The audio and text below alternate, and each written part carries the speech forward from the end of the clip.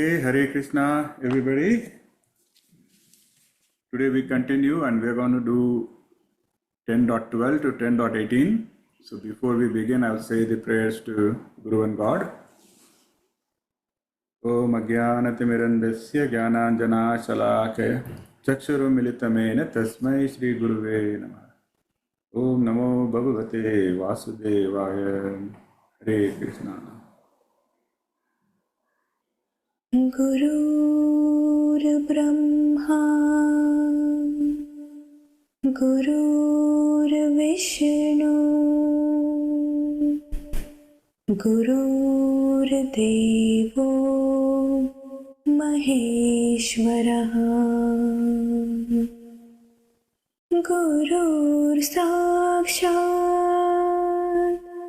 Parabrahma Tasmai Shri Guruve Namaha. Tasmai Shri Guruve Namaha.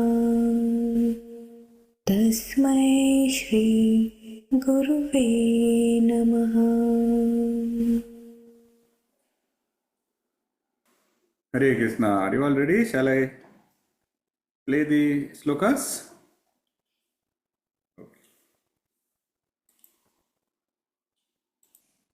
Arjuna uvacha param brahma param dhama pavitram paramam bhavan purusham shashvatam divyam adidevamajam vibhum ahustvam rushayah sarve devashirnaradastatha asito devalo vyasah swayam chaiva bravishime सर्वमेतद्धृतं मन्ये यन्मां वदसि केशव न हि ते भगवन् व्यक्तिं विदुर्देवान दानवाः स्वयमेवात्मनात्मानं वेत्थत्वं पुरुषोत्तम भूतभावन भूतेश देवदेव जगत्पते वक्तुमर्हस्य शेषेण दिव्या ह्यात्मविभूतयः याभिर्विभूतिभिर्लोकानिमांस्त्वं व्याप्य तिष्ठसि कथं विद्यामहं योगिंस्त्वां सदा परिचिन्तयन् केषु केषु च भावेषु चिन्त्योऽसि भगवन्मया विस्तरेणात्मनो योगं विभूतिं च जनार्दन भूयः कथय तृप्तिर्हि शृण्वतो नास्ति मे मृतम्. Hare Krishna. Simranji, you are going to read? Yeah. Hare Krishna. Thank you so much, first of all, for having this session. And I'm feeling so blessed to do it. 10.12 Arjuna said, "You are the supreme Brahman, the ultimate abode, the purest, the absolute truth.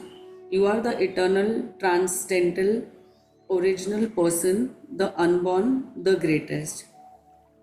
10.13 All the great sages such as Narada, Asita, Devala and Vyasa confirm this truth about you, and now you yourself are declaring it to me. 10.14 O Krishna, I totally accept as truth all that you have told me. Neither the demigods nor the demons, O Lord, can understand your personality. 10.15 Indeed, you alone know yourself by your own internal potency. O Supreme Person, origin of all, Lord of all beings, God of gods, Lord of the universe. 10.16 Please tell me in detail of your divine opulences by which you pervade all these worlds and reside in them. 10.17 O Supreme Master of Yoga, how shall I know you and how shall I constantly think of you? In what various forms are you to be remembered, O Supreme Lord? 10.18 O Krishna, please describe in detail once again your powers and opulences, for I can never tire of hearing your nectar words. Hare Krishna. Hare Krishna, thank you so much. And thank you, Simranji, for hosting this session today. Very kind of you. And as per Krishna's divine plans, right today it was your turn to read. So we should take it as a blessing. Yes. So Arjuna's words in these verses, as you can see, it's a beautiful testament. Testament to what? Testament to his deep realization of Krishna's nature. It is not just theory. At this point, Arjuna is demonstrating that he is realizing Krishna's divine nature, So although there were other great sages like Narada, Asita, Devala, Vyasa, they were all sung praises of the Lord, Arjuna was unique because he had the realization and also is receiving the divine knowledge from Krishna himself. See, so fortunate Arjuna is. And then he is declaring that Arjuna is declaring to Krishna that I have realized, and Krishna, you are the supreme. You are the cause of all causes.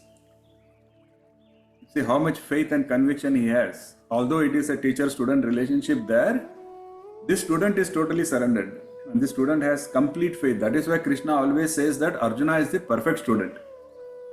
He is intelligent, he is strong, he is accomplished, he is everything. But still, when he is in front of his teacher, Krishna, he becomes a very humble, faithful student. And that is what makes him so dear to Krishna. And so when Arjuna says, I recognize you as the supreme Brahman, purest absolute truth, that is a very profound realization, and this you can find in many of our scriptures, especially the Upanishads. So I've tried to take a couple of shlokas from the Upanishads just to give you an idea of how it has been described in other places also. So I have picked a couple of verses from the Svetasvatara Upanishad. It's also a very, very important Upanishad. So there, in 1.10 it says, Charam Pradhanam Amrutaksharam Haraha Ksharatmanav Ishate Deva Ekaha Kasyabhidyanad Yojanat Tattva Bhavat Bhuyaschante Vishwa Maya Nivrutti. What does that mean? So that says the perishable. Perishable is Shara. Whatever is Ksharam is perishable. Remember in the previous chapter we called it Aksharam. Aksharam is imperishable. So here Ksharam is perishable, is Prakriti. So that shloka starts by saying Prakriti, that is anything that is manifested, anything we can see, is all Ksharam, which is temporary, perishable. And the immortal, imperishable, Amrutaksharam, is Hara. Hara. Hari, Hara, it is all used to denote the Lord. Even Shiva is called as Hara in many scriptures. The one God, Deva Ekaha, rules over the perishable and the imperishable. Ishate Ksharat Manav. Very, very beautifully explained. Through meditation, Abhidyanat, meditation on what? Meditation on this Supreme God. By the yoga of union with Him, Yojanat. So what is yoga of union? This kind of meditation done consistently, Ananya Chintan. Then you get the realization of His true nature, Tattva Bhavat, true nature. There is in the end is Ante, the cessation, Nivritti, of what? Of this universal illusion that we are in. Vishwa Maya. So again, we cannot use our strength to overcome Maya. It's not possible. Way to overcome Maya is given here. So that is the path that Arjuna is following, and he is demonstrating by example that although I am asking questions to Krishna, those are more out of curiosity, and my accepting Krishna as the God does not depend on the answers to those questions. That is why it is Pariprashna. Pariprashna, fully surrendered. So yes, the discussion will go on, but he is not waiting to be convinced. He is already convinced. And that is what is important, and that is full surrender and faith, and that has given him the realization.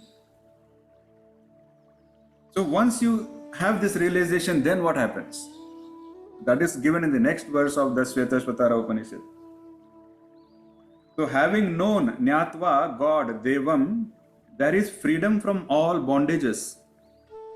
Sarva Pashapahaniha, by the destruction, shine, of afflictions, which is klesham. Does this word sound familiar? Klesham? It is coming somewhere in the Bhagavad Gita also earlier. There is cessation of birth and death. Again they say, by meditation on Him, upon the dissolution of the body, deha bede, you attain the third state, which is Trutiyam, of universal lordship, with all desires fulfilled. So what they are saying is, once we have this kind of realization, then that is the ultimate goal. Once we have got that ultimate goal, we are pretty much united with Him. And once you are united with Him, you will no longer have any desires, because there is nothing to be had. You are pretty much, so you see what Krishna has been described as Sarvaloka Maheshwaram. He owns everything, and you are merged with Him, so you also automatically own everything. Then where is the need for any other desires? So what they are saying is, instead of running behind desires, run behind the master of all those things that you desire, and you will anyways get all those desires fulfilled. That is a smart way to live, right? That's what it is being said. Now if you notice, Arjuna has used the word Bhagavan to address Krishna. So if you see the 14th verse, Arjuna says he is addressing Krishna as Bhagavan, and it's very, very significant. And because Bhagavan is one who is perfect, has all the 6 opulences. What are the 6 opulences? First is strength, virya. So Bhagavan possesses infinite strength, infinite power. Because Krishna has the strength to create the entire universe, and Krishna has the strength to maintain and destroy the whole universe. Strength. Second, fame, which is yash. So Krishna's fame is unparalleled, eternal.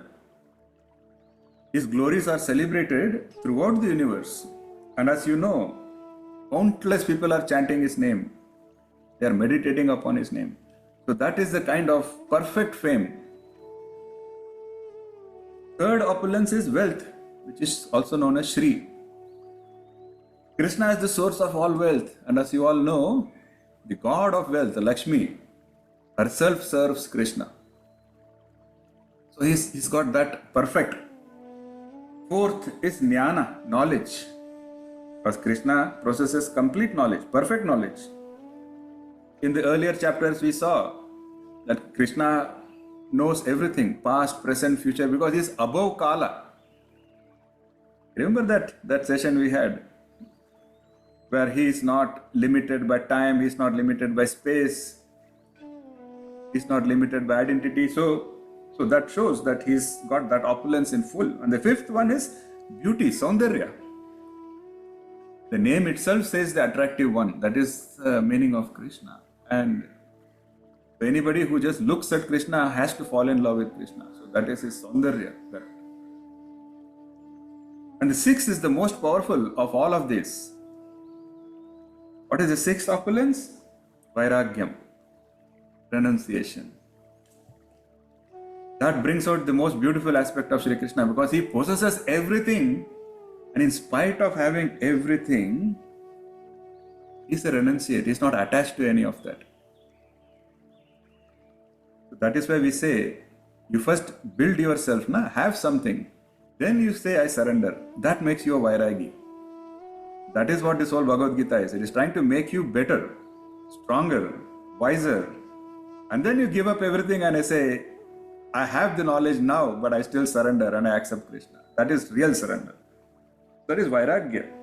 And Krishna himself said, although I am in the material world, I am not impacted by the material world. You all remember the example of the spider we took. In a way, I would say this spider is also a Vairagi. because the spider creates beautiful webs, but it is not attached to that web, If you destroy the web, it will just go create another web. And it never gets stuck in its own web because there is no attachment. Now Arjuna is realizing, he has realized this aspect of Krishna. He has realized that Krishna has all these opulences. What is the side effect of this realization? It is filling him with immense joy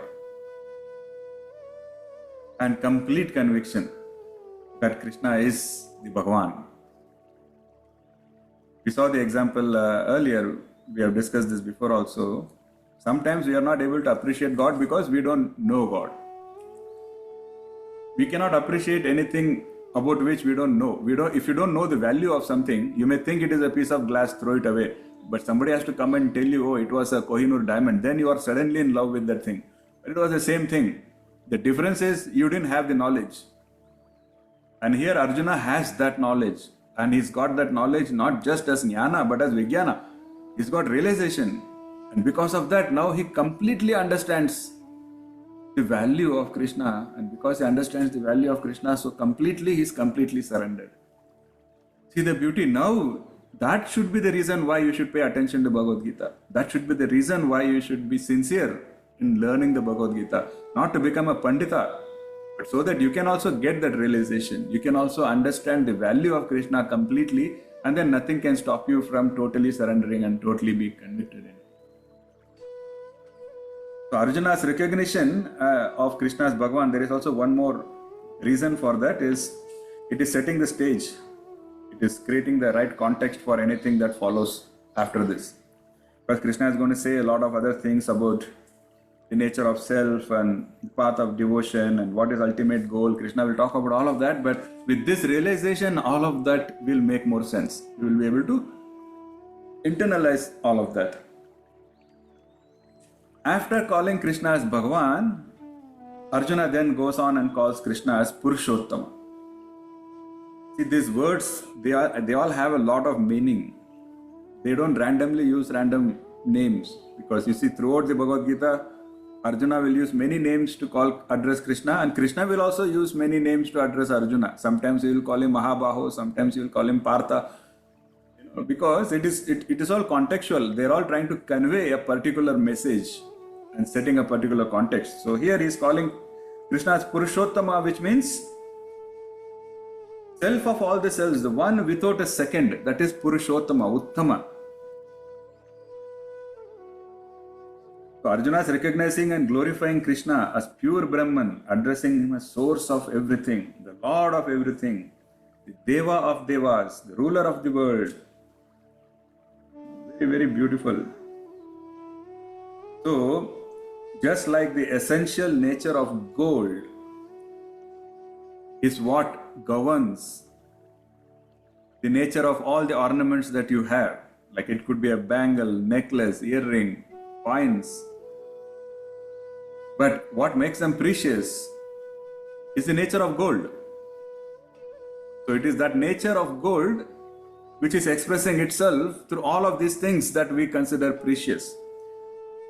Just like that, we are saying that he is Purushottama. It is his nature which is what makes anything valuable, which is what makes anything precious, which is what makes anything worth considering. And Arjuna is acknowledging that neither the divine, which is Devas, nor the demons, which is Danavas, can comprehend Krishna's true nature. So how? There is no scope for humans, right?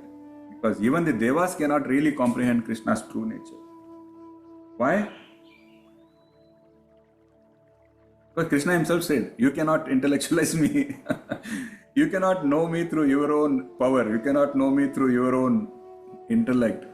So the Devas, that is why the Devas get heaven. The Devas didn't get Krishna. Because yes, they are yogis. They did a lot of good deeds and they got a lot of benefits. Cool. If that is what they want, they get it. But they still didn't get Krishna. But you don't need all those planets and all those glories to know Krishna. Krishna says, what you really need is conviction in me and faith in me and surrender to me. And Arjuna has done that. So Arjuna is in a way more elevated than those Devas. That is what is being brought out here. So Arjuna is expressing his unwavering trust in Krishna. And he is declaring that, see, it's so beautiful. Why Arjuna is the perfect student? We saw so many reasons for that. Now here, Arjuna is expressing that I accept you as the supreme. What else does Arjuna express? He says, I have complete conviction that whatever you say is the truth. You see the difference? There was a time when Arjuna would argue for everything. Arjuna would even try to teach Krishna what is sin, what is not sin, what is dharma, what is adharma. That is how the discussions were in the beginning. And see where Arjuna has evolved. Here Arjuna is saying, no, whatever you say is truth, Krishna. See, that is the evolution, and that is the same evolution we also need to go through. So are you feeling like that? Today, do you feel like when Guruji is saying something about Krishna, does it just feel acceptable, or do you still have some questions? But if, then, that is what you should introspect. And if not, I think you should really spend some time introspecting on, is there something else in my surrender, something else in my faith that is required?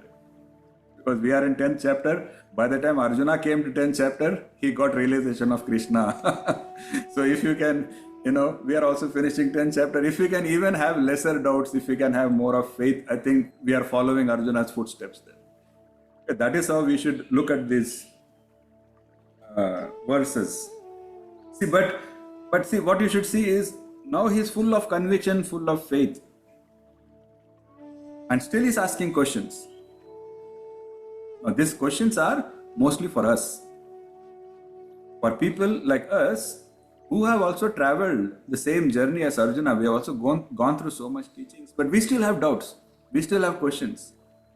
So Arjuna's questions are for us, so that we can eliminate those doubts and totally get that realization that Arjuna has. So, what questions is Arjuna asking? He's asking questions, is using the words Katam Vidyam Aham Yogims, meaning, what does it mean? Means, how to know and follow the yoga or science of consciousness which attains union with the ultimate consciousness.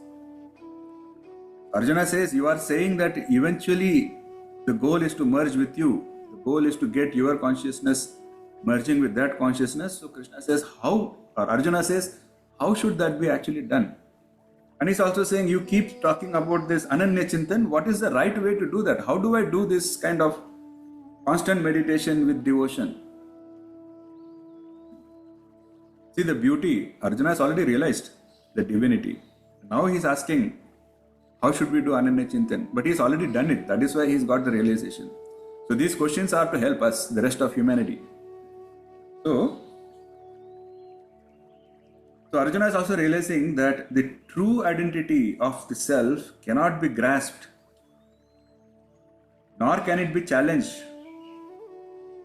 nor can it be controlled by our own qualities, either negative or positive.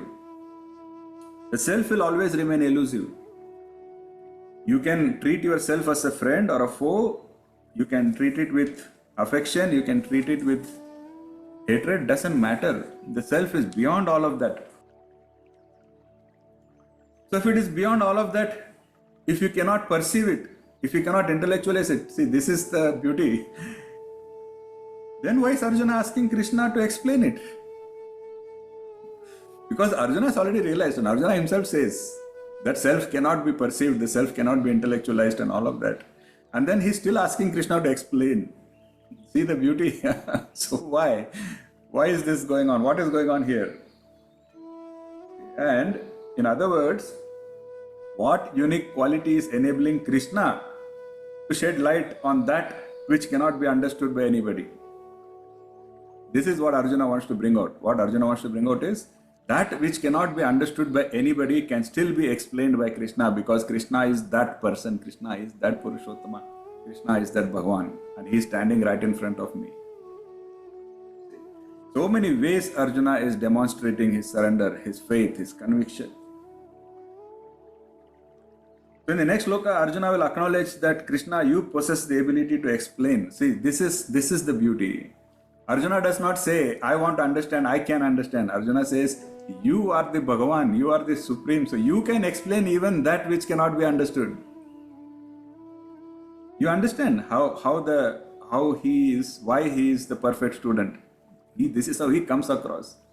He doesn't have any pride in his ability to understand. So he's asking the most difficult question and he's saying, Krishna, you have the capability to explain this and make me understand it. So the self is awareness itself. Therefore, now I'm going to say something philosophical, so I hope you are all fresh and ready to absorb this. Okay? Because we just spoke about how the self is elusive and all of that, right? So the self is awareness itself.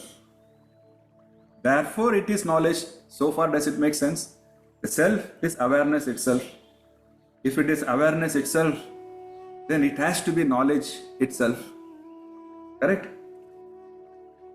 In other words, to know knowledge, no additional knowledge is required.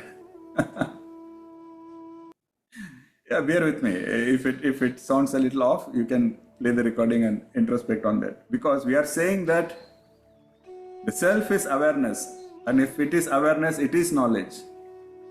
And if it is knowledge, and if I have to know knowledge, because knowledge means it knows everything. Now, if I have to know that knowledge, I don't need anything additional because everything is there. So that is why Arjuna is saying, you yourself know yourself by yourself. So you can reflect on that. So Arjuna says, you yourself know yourself by yourself. See, it may be a little confusing. So that the statement that says to know knowledge, no additional knowledge is required, that's very profound. It's a very deep philosophical context. It has to be introspected and thought upon to make sense. But that is pretty much the nature of self-realization. So in this context, I'll try to explain it a little more. So when we say that to know knowledge, no additional knowledge is required, the first knowledge, when we say to know knowledge, that knowledge I have put in a capital K. Why? Because that refers to the ultimate reality, which is pure consciousness. So that knowledge is not something that we can acquire through intellectual knowledge. That is why to know knowledge, you don't need additional knowledge. Because it is the foundation of all knowing. Without that, you cannot know anything. Now we are trying to know that. That which is the source of all knowledge cannot be known by this knowledge. So when Arjuna is saying that you yourself know yourself by yourself, he is pointing out that self is self-illuminating and self-evident. I'll give you another very simple example. Okay, maybe that makes it easier to understand. So let us say you have a lamp. A lamp means it is a source of light. Now, do you need another lamp to see this lamp? That lamp itself is the source of light. So why do you need another lamp to see that lamp, right? That is what we are trying to say. That is the source of knowledge itself. So you don't need some other knowledge to know that knowledge. So that is why we say you cannot. So you cannot see one lamp with another lamp using another lamp, because if you cannot see that lamp, no matter how many million lamps you bring, you can still not see it. That means there is something wrong with your eyesight. Million lamps cannot fix it. You should be able to realize the existence of that lamp in itself. So see, in our day-to-day experience, we are relying on various means of knowledge. What are the various means of knowledge? We depend on perception, inference, testimony. Perception means how we perceive something. In Hindi, they say, "Mujhe praman chahiye." I need evidence. What that basically means is the evidence is there, but you have still not been able to perceive it. Just like gravity was always there. It is not that, Einstein or Newton didn't create gravity. It was always there, but it took a level of consciousness for somebody to perceive it. So that is the first faculty that we depend on. perception. Second faculty is inference. Inference is, if an apple falls, I will also fall. That is how we the second faculty of our understanding is inference. Third is testimony. Something that I don't understand, somebody else has to tell me. So like that, there are many inferences that we use, many perceptions we use, many testimonies we use to understand this world around us.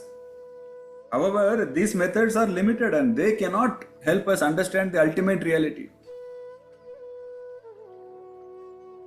Why? Because the ultimate reality cannot be explained. So if I cannot explain it to you, that faculty of testimony is useless. The faculty of perception is also useless because I perceive it but I cannot explain it. Correct? And inference is also useless because inference means you look at one thing and you deduce how something else might be. But this is the absolute thing. There is no second for that. So that is why all of these faculties that we use to understand and know the world around us, they are useless to understand that which is supreme, that which is absolute. So does it sound disappointing, discouraging that I cannot use anything? Because to truly know the self, what must happen? We have to first go beyond this dualistic. So wherever there is a distinction between the knower and the known, see, because we are saying everything is the supreme. We are saying the supreme is the source of everything. We are saying there is no difference. So how can you say, I want to know that? Because there is no I and there is no that. You see? In other words, the self is not an object that we can know by a separate subject. That is the fundamental difference between material knowledge and this kind of knowledge. Because in material knowledge, you're always trying to know something which is outside of you, something which is separate from you. So there is always an object and a subject. So Krishna will go into very details later, where he will talk about Neya, Neyam, Kshetra, Kshetragya, and all of that, where he will explain this whole thing very, very beautifully, scientifically. But just think about it. No? Whatever knowledge you have, whatever you want to learn, if you think about what you want to learn, it will always be, I want to learn about something, which is an object. And who wants to learn? I want to learn. So there is always an object and a subject. But here, there is no object and subject because, as we said, the self itself is the source of everything. It illuminates everything. It is knowledge itself. We are trying to explain why it cannot be explained. You see, so that we get the conviction that this knowledge is good, but it is a means, it's not an end. You can never totally realize using this knowledge is what we are getting at, arriving at. So then what we should do? What we should do is, we have to transcend the limitations. Transcend the limitations of this dualistic approach. Transcend the limitation of this separation. Transcend the limitation of this intellect, which depends on those three faculties we just spoke about. Because none of those three faculties can help us. Only then we can directly experience pure consciousness. How? What do we need? If not those faculties, then what do we need? That is what Arjuna has demonstrated. What we need is discipline. Possible? Deepali, you are saying yes or no? Yes, okay. So you are saying like this. So first is discipline. Second is devotion. And third is surrender. How hard can it be? So devotion, you all understand. Devotion is that love, bhakti. Discipline is what helps you do ananya bhakti. And surrender is what is most important, because without surrender, what bhakti is that? And if you have these three, then you can get that realization that Arjuna has. So the beauty of whatever we are learning here is, we are not only saying that the self is beyond the intellect, but we are also saying then how to reach that self. So that you understand both aspects. You understand the futility of trying to know that supreme using your own intellect or your own strength and whatever. So once you are convinced that it is futile, then you will follow this path with more conviction. You will follow the path of conviction with conviction. Because somebody says, do I have to do Ananya Chintan every day? And I'm like, you're missing the whole point. so as our senses, so once you do all of this, once you have devotion, discipline and surrender, gradually your senses, you get purified. That will happen for sure. It's guaranteed. Krishna has guaranteed that if you do this, it's a guarantee that your senses will start getting purified automatically. And when the senses get purified, what happens? See, the most beautiful thing comes now. Krishna has given all the gyan. Krishna says what you can do, what you cannot do. And then in the end, we say devotion, surrender, discipline.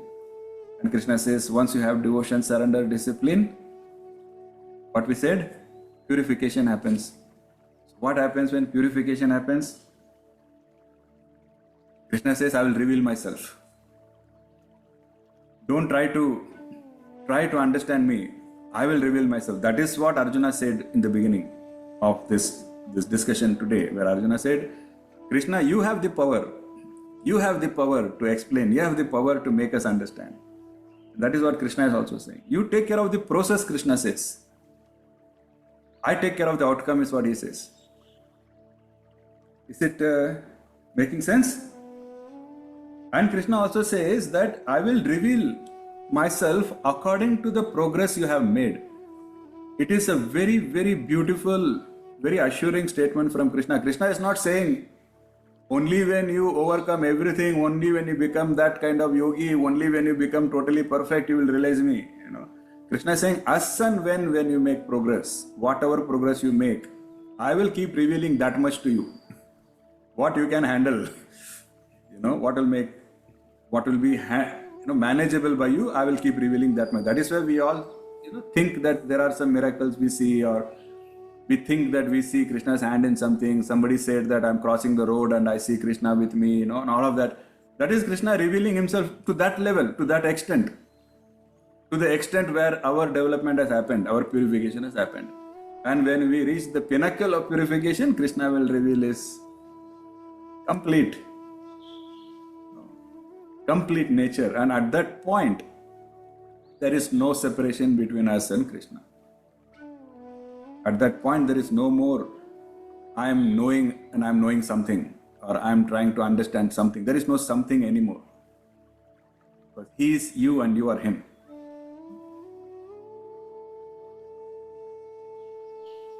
So that is what Krishna had said earlier. Such pure devotees, they are in me and I am in them. That's what it means. What it means is there is no separation, there is no duality. So again, what does this signify? It signifies the importance, the significance of grace, divine grace. The same thing that Bhakti Sutra also said, and Narada Muni also said the same thing. That we have to do what we have to do, but at the end, final realization, revelation is possible only through grace. God has to reveal himself.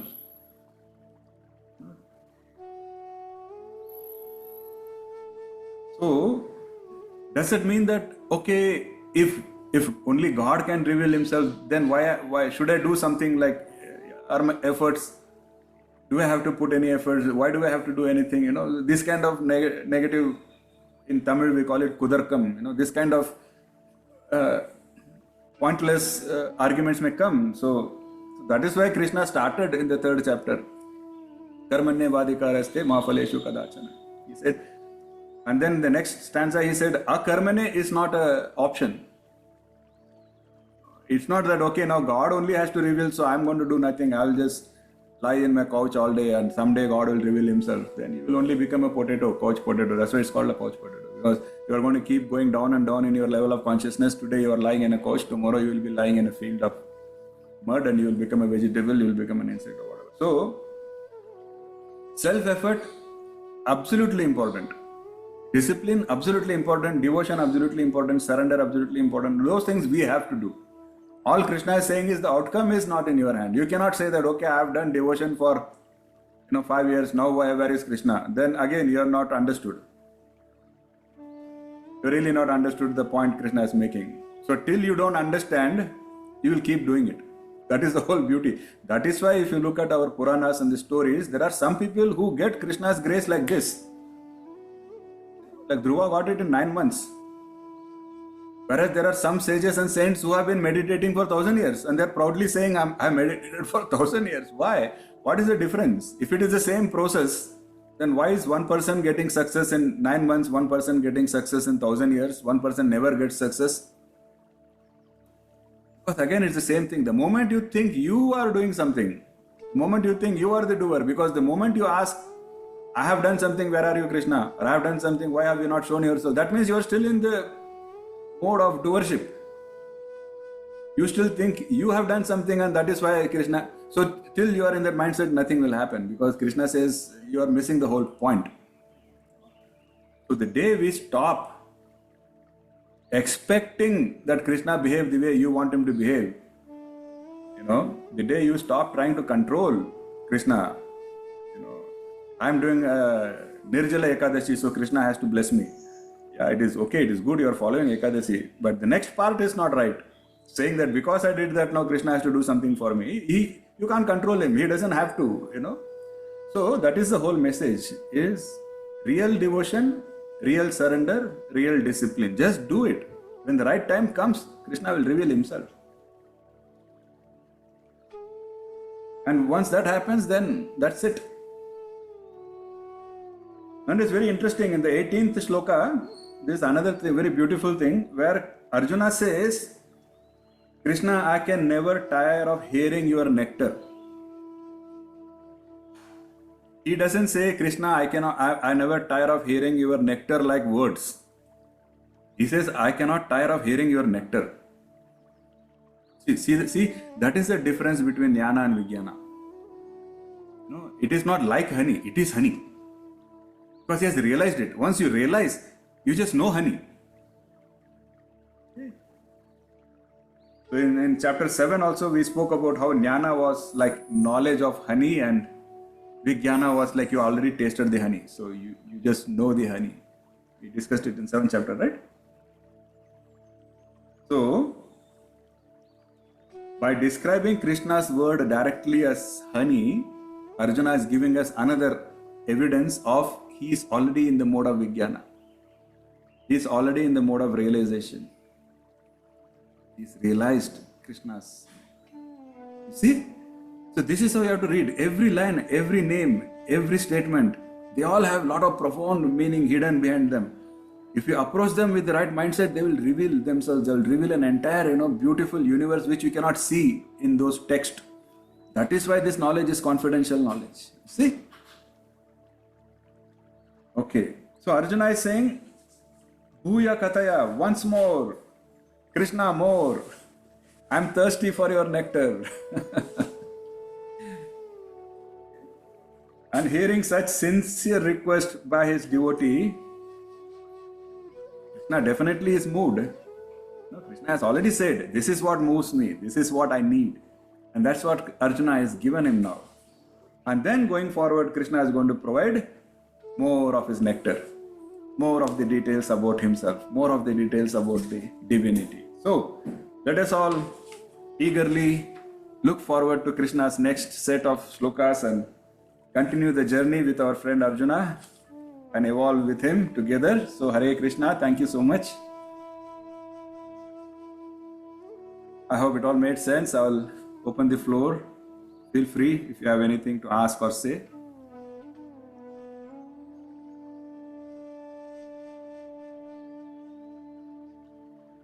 Baba, Krishna didn't say you cannot ask questions. He just said make it pariprashna, okay?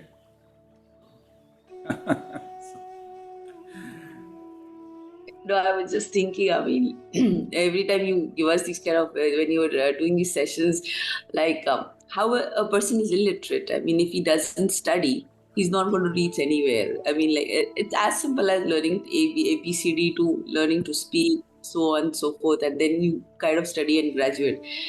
Same as the spiritual knowledge. I mean, the more you understand, it's like, it's I'm not getting the word. It's unfolding itself.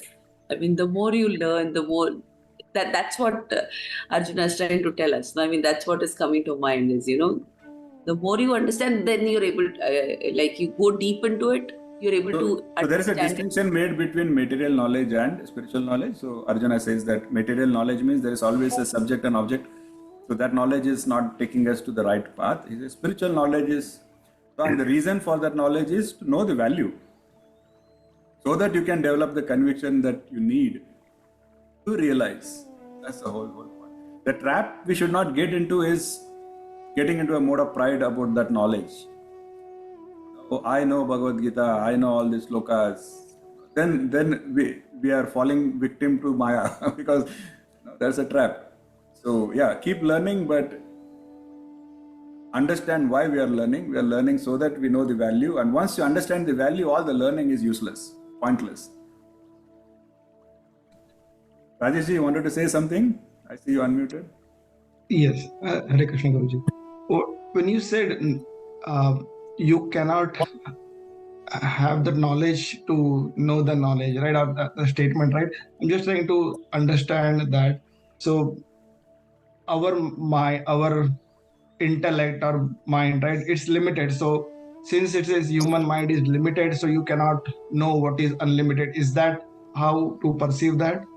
Exactly. So in other words, there is the source of all light in the universe, and you are searching for a torchlight to look at that light. So that kind of pointless, because that is the source of all light, which means there is no torchlight that exists, first of all, which is outside of that. That is what it means by you cannot, you cannot use knowledge to know knowledge itself. So that is absolute, that is the source of all knowledge. So don't depend on knowledge is the whole idea. So the knowledge should only take you so far as to know that you cannot know it through knowledge. So that is the whole thing. Mm-hmm. And then you will get into the mode of, okay, then what I need to know. Because today, if somebody just tells you that, nay, the only thing you need to do is surrender, not everybody is able to follow that. So they need to be, that intellect has to be convinced first that the intellect is not enough. Because then you get into that devotion and surrender, which is not an intellectual pursuit. Yes, Ekansh? No, Guruji, everything was so clear and everything was so fantastic. It's difficult to put in words. I just remember, do you remember like 2 years ago, I just, while you came to OPA, I just asked you how to get faith in God, how to get faith in Baba. There are many questions arising in mind. I just remember that question like last week, and you gave me the answer that everything will be settled with the time. Everything will be, it's like, and everything has got settled up.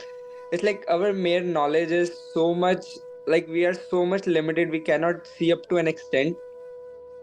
It's all by Krishna's grace or by Baba's grace only we can understand his thing, and only he can help us to put that Maya aside. Or it's like it's on our eyes and we never know how to put it aside. Hare Krishna. I'm very happy that you got and thank you for acknowledging that things did get clear with time for you, because that's exactly what Krishna said in this chapter also, where Krishna said, I will reveal myself to the extent that you make progress. You keep making progress, he will keep revealing to that much extent, so. Yes, now there is no question that he's not there. He is always there. It's my eyes, it's my limitations I cannot see. Exactly. It's my limitation that I need to overcome. It's my limitation. It's my potential worth that I'm not growing every time. I'm putting myself down. Yes. That's a wonderful realization. Thank you, Ekansh. Like, he's always there. He wants to come to us. It's like a tree, when a branch breaks down from a tree, it's a similar pain to the tree. It's a similar pain for the Krishna and Baba as well when we can't see him or them. Don't pain him much more, Ekansh. Yeah, true. Yeah, thank you so much. Anyone else had anything to say, or would you like me to just wrap it up? Yeah. Hare Krishna Guruji. Another, in last session we have seen how Krishna has declared, assured us that as a devotee recognizes this truth, the truth is that the importance of this Avikampa Yoga. He will dispel the ignorance in our heart, darkness, and he will give us the light, the lamp of knowledge. Beautiful. Yeah. So many ways Krishna has explained the same thing. So previously he used the word avikampa. So in other words, the three things we spoke about, discipline, devotion, and surrender, is it conditional or unconditional? Can you, so that when you go to the unconditional, that is avikampa. And it has to be avikampa. We are all kampis, vikampis today. Something shakes and we shake with it. And thank you, Suradaji. See, that is one of the reasons I quote Ramakrishna many times, because Ramakrishna was a avikampa yogi. So some people ask, so Ramakrishna himself went through a lot of hardships in life. So people ask, if Ramakrishna was an elevated saint, why did he go through difficulties? I say, Arey Baba, those difficulties are what revealed that he is an elevated saint. That is what revealed the nature of him being an avikampa yogi. If nothing is shaking you, how can you say that I am very firm?